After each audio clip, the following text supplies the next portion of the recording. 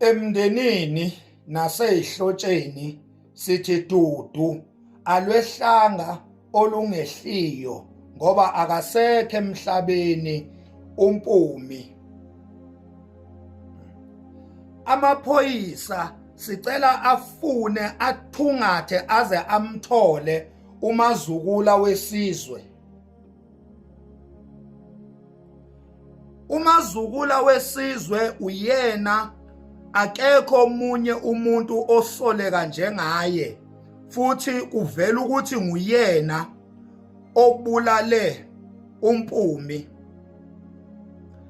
Lezo indaba zivela ngokuthi zavela ngaye ngqo umpumi emva kokudla live la ku TikTok, athi mayedla ezwe engazuthi khona into enganambithiseki kahle ekudleni ayekudla okwakade kuphekwe umazukula wesizwe.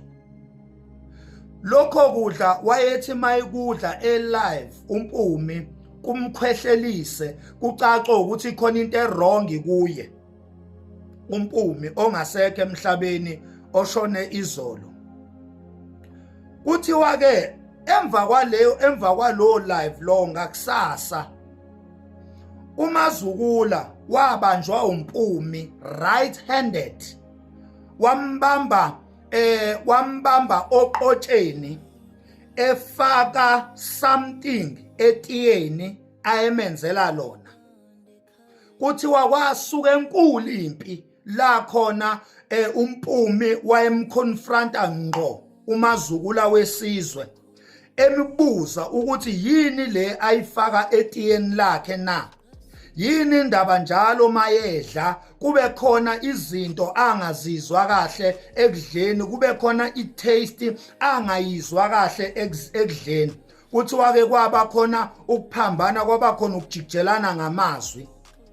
Kuthiwa emva kwalokho umpumi wayiyeka indaba yalala, ngoba umpumi ubaziwa ukuthi as much as la ku TikTok thina besimazi ukuthi usisi nje oyigqaja ngokuba muhle abeseba umZulu and abeconfrontana la ko TikTok, mawuphuma endleleni nje ubeqonda ngqo umpumi, kodwa kuvela ukuthi i-real personal life yakhe ube usisi ozithandayo futhi ewusisi onenhliziyo enhle emnene. Uzokhumbula phela ukuthi inhliziyo enhle yakhe umpumi yavela ngamsukwane ethathe yena umazukula wesizwe lo estranded, umazukula egowa esenkingeni, eqeda kushiywa umyeni wakhe ayemshadile, ebhidlikele umshado, indoda yahamba, wasala eneyinkinga, ehlukumezekile umazukula, wasala stress depression engapheli. Lapho wadatshukelwa umpumi ngokuthi amthathe amfake endlini yakhe, amenzele uphahla lokukhosela, maqede ambuyisele ithemba lakhe. So umpumi wadabukela umazukula, wamfaka endlini yakhe. Umazukula uyena obephekela umpumi, ngoba umazukulu ubengasebenzi, ehlala endlini, umpumi esebenza. Njalo umpumi ubephuza itiye edla ukudla okwenziwe umazukula. Ilapho-ke la umazukula ekutholakala ukuthi uthole ithuba lokuqeda nya ngempilo kampumi. Kuthiwa njalo itiye likampumi nokudla kampumi bekuhlezi kune-food poison efakwe umazukula. Lusho njalo uphenyo. Sicela ukuthi amaphoyisa amfune amthole umazukula wesizwe ebese yamprosecutor. Akasekho-ke emhlabeni umpumi, ushone izolo ngebirthday yakhe, ebulawa yi-food poison emva kokugula isikhathi eside. Odokotela bathi babemhlola bathi umuthi upoison umudla uyamqeda futhi uyamsheshisa amaphaphu. So ukufa kwakhe-ke umpumi, amaphaphu adliwe i-food poison ayeyifakelwe allegedly umazukula wesizwe. Sicela indoda eqonywe umazukula wesizwe, yazi ukuthi la ikhona iqonywe umbulali. Sicela umngani ozwana nomazukula wesizwe azi la ekhona ukuthi uwumngani nombulali. Sicela ukuthi wonke umuntu owazi umazukula la ekhona aye kwi-police station eseduzane naye ayoreporta umazukula ukuthi nangu la engakhona ubulale uMpumi ngokophenyo noma ngokwezinsolo ezikhona eziqhamuka kuye ngqo uMpumi before afe. Wadliswa uphoyizeni edliswa umazukula, wambamba oqotsheni uMpumi, ebamba umazukula emfakela uphoyizeni etiyeni lakhe. Sithi ke ezihlotsheni nakuyifamily nakubo bonke nje ebebethanda uMpumi, sithi dudu ngane zakwethu alwehlanga olungehliyo. uMpumi akasekho emhlabeni, ushone izolo ngebirthday yakhe, ebulawa efa emva kokugula isigulo ebesimudla simqeda simdestroya amaphaphu ngaphakathi ngopoison ekusolakala ukuthi wafakwa umazukula lo enimbonayo, umazukula wesizwe. Account yakhe isho njalo la ku TikTok, umazukula wesizwe. Sicela wonke umuntu asize alekelele amaphoyisa ukuthi kuboshwe nasi isigilamkhuba somfazi owumbulali obulale naye ingane yabantu. Lengane ke uMpumi ubeyi breadwinner kubo, uyena yedwa besebenza, uyena yedwa beondla kubo. So umndeni wakhe ustranded, awazi ukuthi uzothathana uhlanganise nani ngoba umuntu obeyi breadwinner uyena ongasekho emhlabeni, ebulawa intombazane enomona enobunja ogama layo umazukula wesizwe. Emva kokuthi idatshukelwe iseyinkingeni, idatshukelwa uye lo sisi embulele namhlanje. Yamfaka lo sisi, wayifaka endlini yayo, wayenzela uphahla, wayinikeza ithemba eyayingenalo, lilahlekile emva kokushiwa indoda. Le ntombazane ke le ekuyiyona ke esiziwe, iyona ebulale umsizi wayo. Ngane zakwethu kunjalo ke South Africa. Sicela ukuthi amaphoyisa ke enze umsebenzi wawo. Sibonga ithuba. So in 2023 I joined TikTok. Njenga wonke umuntu I would do ama-video dancer. I didn't get attraction until I did my first qevuzing video, njengoba ngiqevuza nje. Ngabona ukuthi abantu barelate nami kakhulu if ngixoxa, abantu barelate nami kakhulu if ngikhuluma even about my life experiences. One of the few people that I first followed ngifika like TikTok was uMpumi. uMpumi was 100% Zulu, 100% authentic. Zulu mina ozalele KZN. Kodwa ngitshela ukuthi uMpumi weke asha amagama kwesinye isikhathi uma ethathana nawe akashe enye inhlamba. I loved her. I thought she was beautiful. I thought she, you know, she was, uyabona umuntu abe yini bizwa ngani oxymoron, I'm not sure, but anyway, umuntu abe muhle kodwa futhi abe strong, like two opposites but at the same time complement each other. I don't know. Anyway, asikho lapho. uMpumi akasekho emhlabeni. I believe she passed yesterday. She was very active ngawo inyawo ku 2023 before kube khona uThamaro kakhona uNoni. Nangu Noni abanye benunyamazi. There was a time where she went on a rampage because we know akabathanda abantu besifazane, even though she wants to be a woman or is a woman or trans. Akabathanda abantu besimame, so she started doing content ekhuluma ukuthi abantu besifazane abazele are 2 out of 10s, and uMpumi was one of the people that championed uNoni so hard that she disappeared first of all. One of the other people that championed uNoni was uMazukula. I followed both these women, uMpumi no Mazukula. Mengithi nina, these were the people that I loved. These women, I loved the fact that they spoke for abantu besifazane, they were a voice for abantu besifazane, they spoke against, you know, I loved both of them. So it broke my heart deeply saying find out ukuthi umuntu osolekelayo osolwayo with demise kaMpumi is actually uMazukula. So the story is things are still alleged. The story is that uMazukula benompume also met on social media njengoba nami umpume ngamazi ku social media. They sparked some sort of friendship. uMazukula wadlula esimene esinzima engana indawo yokuhlala wacela ukuthi umpume amhlalise, and then umpume, she opened her arms, she opened her home, wamhlalisa uMazukula.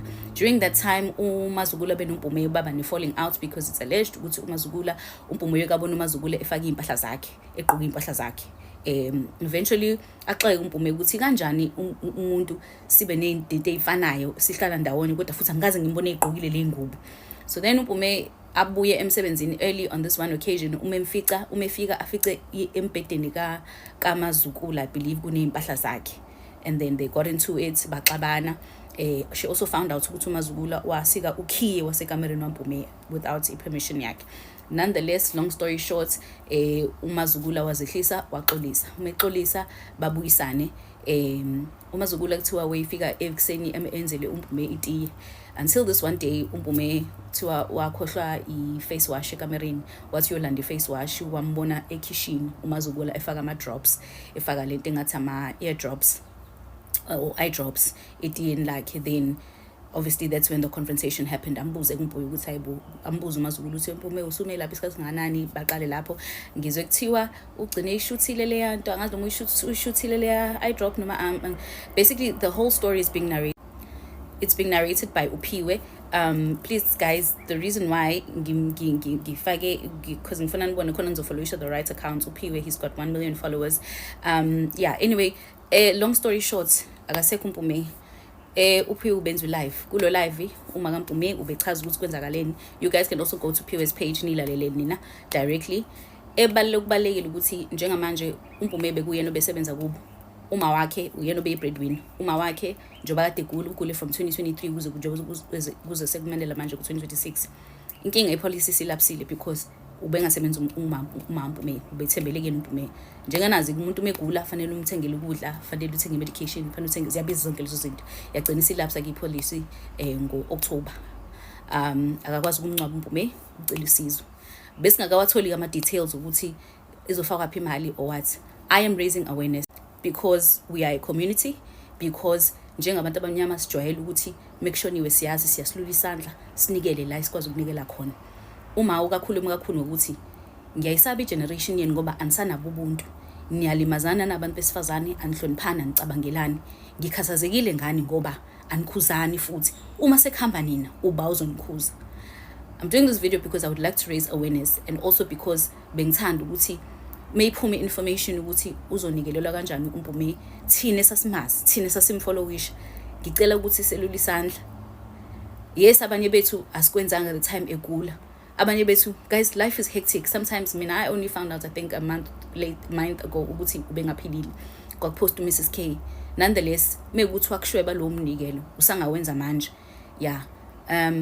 Namhlanje I'm going to be working out of office, so ifoni na ngicela update nami as time goes on. If you can put comments, if you guys, if there's more information ephumayo, cela please nilona sazisane updateane, ningitag uma sekuphumile ukuthi kuzonikelwa kanjani kuphi, because umampume befisa amncwabe ngo Friday. Yeah, lo esiyakubona okukode ngifuna ukusho ukuthi number 1, bafethu uma usola ukuthi kunento engekho right, ungagcini ukuyibika ekhaya kuphela, uyibike nasemaphoyiseni. Ayikho into ephula inhliziyo yami nomoya wami ukwazi ukuthi umpume wambona umuntu amsolayo, kodwa mekuthi akayanga ukuyovula icase, le yante izophelela ngoba uhorse's mouth akasekho. La eSouth Africa uyakwazi uvula icala ungatholi any resolution ngoba kuthiwa evidence, insufficient evidence. So guys, if kunento oyibonayo isolayo, ungahlali phansi naye. Ngiyafisa, ngiyathemba ukuthi iqiniso lizophuma, because number 2, everything is still alleged. Again, everything is alleged until yonke into iphuma, until there's a postmortem and autopsy, because kwatholakala vele ukuthi emzimbeni wompume kune chemical. There was a foreign substance in her blood work that was not supposed to be there. That was wabuza ukuthi usebenza nama chemicals yini, and the only thing umpume could think of obviously is the drops she saw. Yabona mahlanganisa nayo 101. But yeah, my heart is sore. May her soul rest in peace. Athole ukuthula, athole ukuphumula, because 2023 to 2026 she was an absolutely beautiful person. She wasn't perfect in any way. She wasn't always right, but she was an absolutely beautiful person.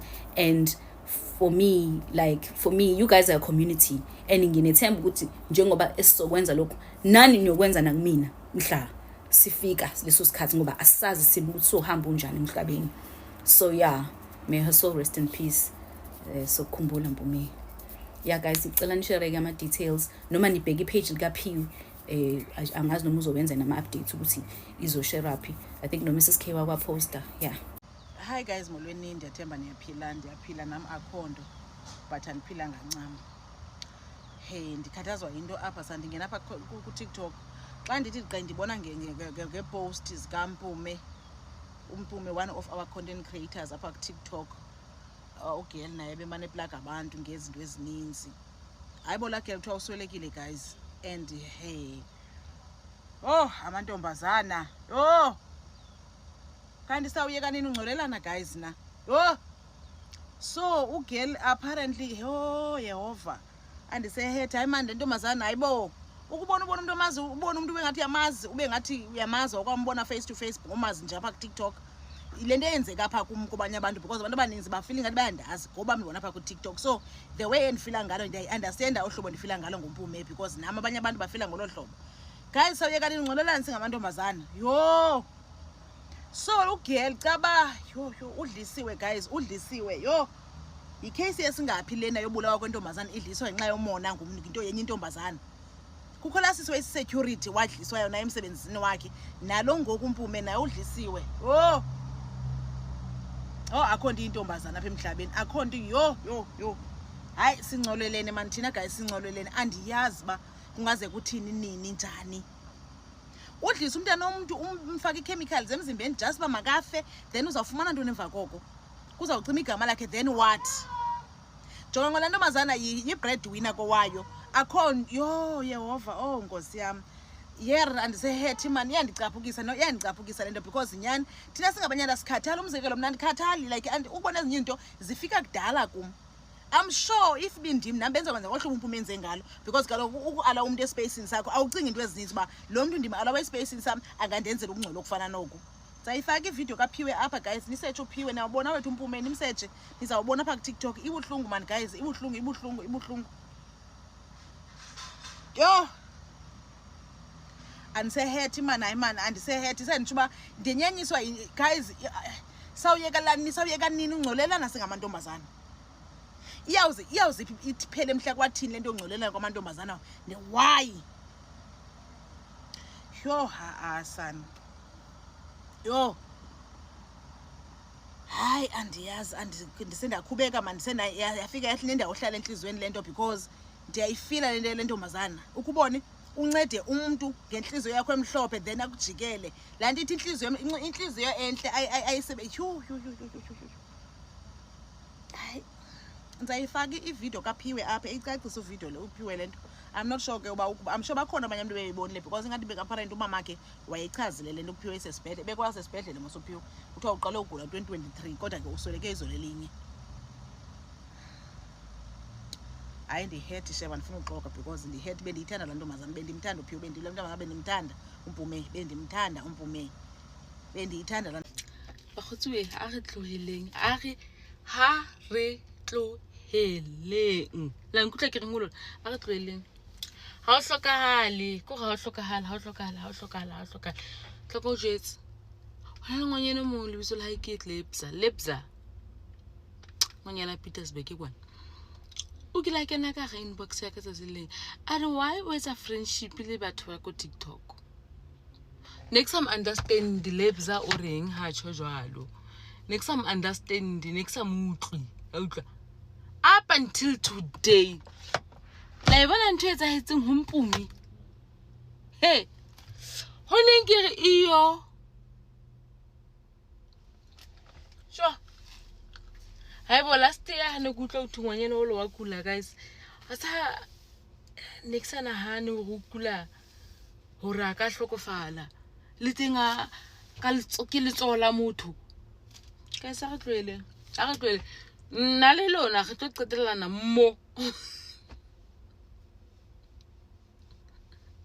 Ha itshisine mara a re tloheleng. taba ya gore he wa kopanwa he di-lunch ga re di tloheleng no a re di tloheleng after what happened to Mpumi no batho ba online ha ba dule ka mo online ge ba qenne ka mo difounung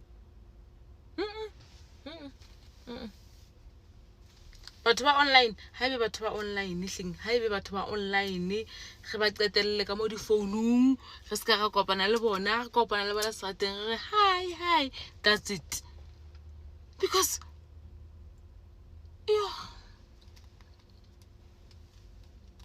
thetsa itse ngwana la modimo e bohloko a re tloelleng bana beso a re tloelleng nna ebile ntse ke se motho wa ebile ne ntse ke se motho wa di-event ebile ne ke sa plana go etsa event ebile ne go no sena event ka kelelong ya ka ma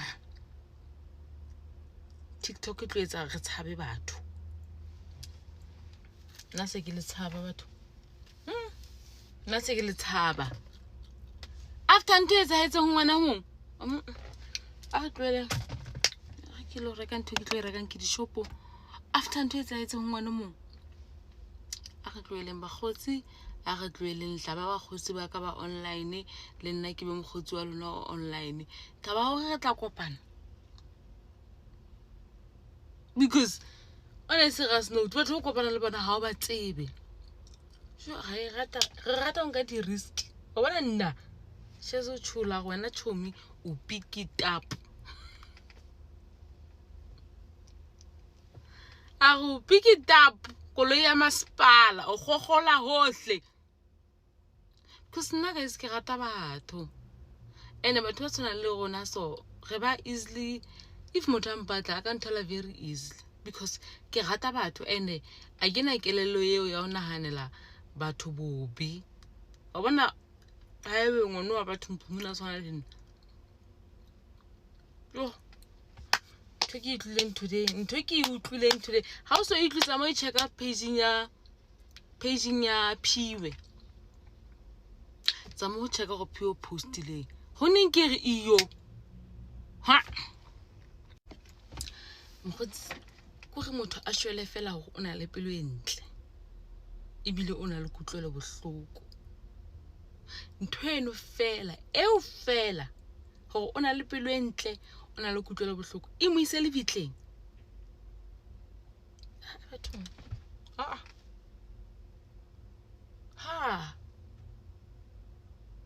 ga tlo gona ba thusa batho maga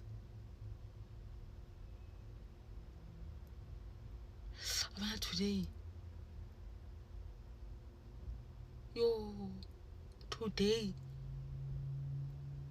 ka bathong wa sa la le fatseng go nna ke a le rata ne bagotsi ba ka ke a le rata bagotsi ba ka ba online ke a le rata le ba seng ne ke le close le bona ke a le rata mara bagotsi ba ka a ke ga fuleng bohale because dipelo tsa rona ha re di tsebe a ke tsebe pelo ya hao ha o tsebe pelo ya ka